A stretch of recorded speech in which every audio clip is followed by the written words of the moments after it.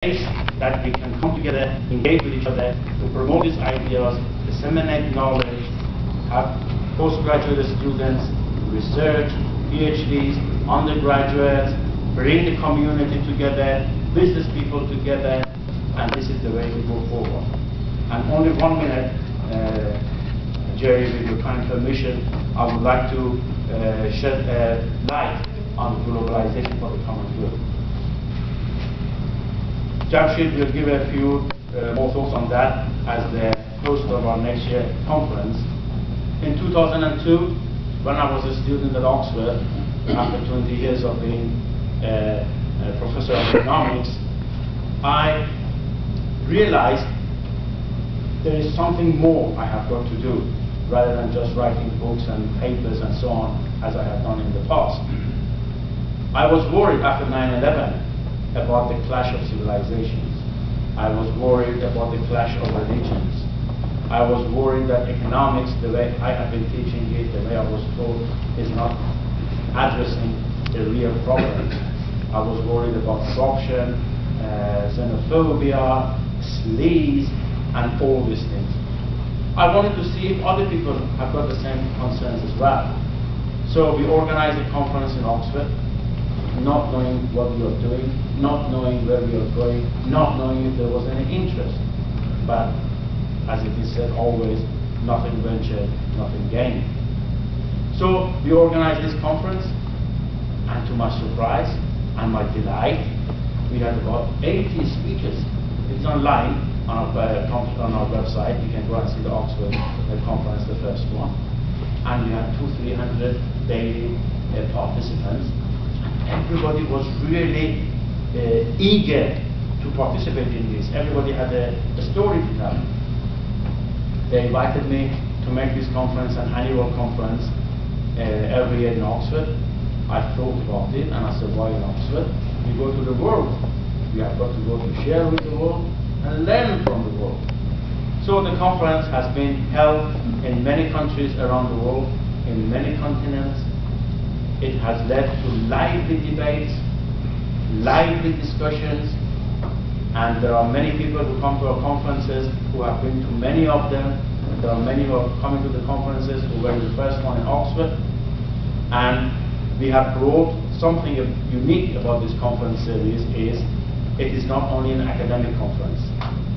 We academics have got a lot to offer, but we haven't got the monopoly over truth and monopoly over knowledge. So I wanted to bring the community together.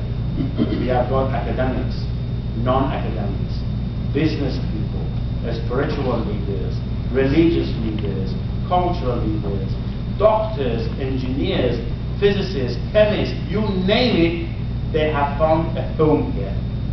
Because from the very beginning we said it is only to come together, engaging together, bringing things on the table together, we can solve the problem. No economist, no scientist, no politician on their own can provide solutions. Us, every single one of us in this room has got to offer some path towards that. We got an online journal which is hosted at Purdue University. We got books, articles, and more, and hopefully in due course, if we can get the center going, if we can get the global fund for education for the common good going, I believe if we have achieved what we have achieved with such a small resources, negligible resources, if the proper resources are put together, we can really have a major impact on the way the world is governed, and our impact would be very positive because it's an impact that will raise hope, it will raise ambition, and because it is dialogical and because it is inclusive, it will also succeed. I will stop now and I will ask Jamshid to respond, and then we will have time, I'm sure, for some question and answer and dialogue. Thank you very much, and God bless you.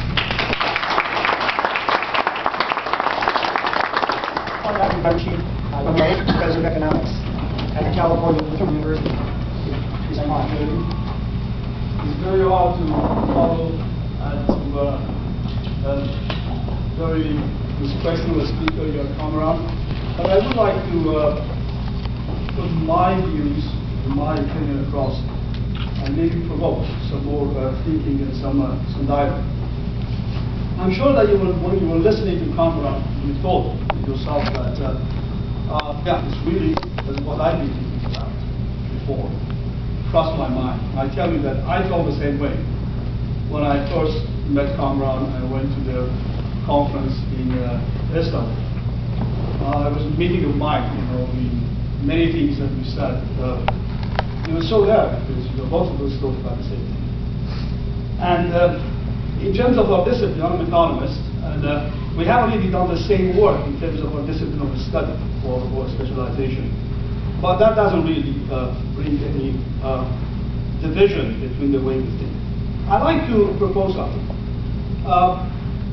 Things that Kamran say about, you may think that, well, it's really hard to get there. It's very nice, it's beautiful, but how do we get there? Let me tell you two things. One, we already have the framework of serving common good, but we don't know it. We don't see it that way, and we let it slip away. Let me be more specific about it. We produce public goods and services. We would like, in this country, everybody to have elementary, secondary, and high school education. We negotiate about whether they should really have government-sponsored higher education. We certainly decided that more than first degree is a personal investment, right? If you think about it, that's the framework of common good. We have debated and we have kind of debuggled this right over the last several decades. We started reducing our funds for schools. That's why we have some good performing schools, we have bad performing schools. We all know that it takes certain amount of resources to have good schools. It's not rocket science. I'm sure for rocket science that's not really needed. So it's very clear for us that we have the framework. We don't put the money there. Why? Because we negotiate as, do we really have entitlement? All entitlement. It's common good that we're talking about. So the framework is there. When we come to public health, we negotiate. Well, what is it? Is it the right, entitlement? You get it because you work for it, you get it because you have money for it. That's public good. That's common good. It's there. But we decide that should all have it or not have it. How much money we want to put to it? We put as much as money we think is needed because we decide how much of the health we want to have. It's a dialogue. It's a discussion. It's pragmatic. It's already there. It's not something that we don't have.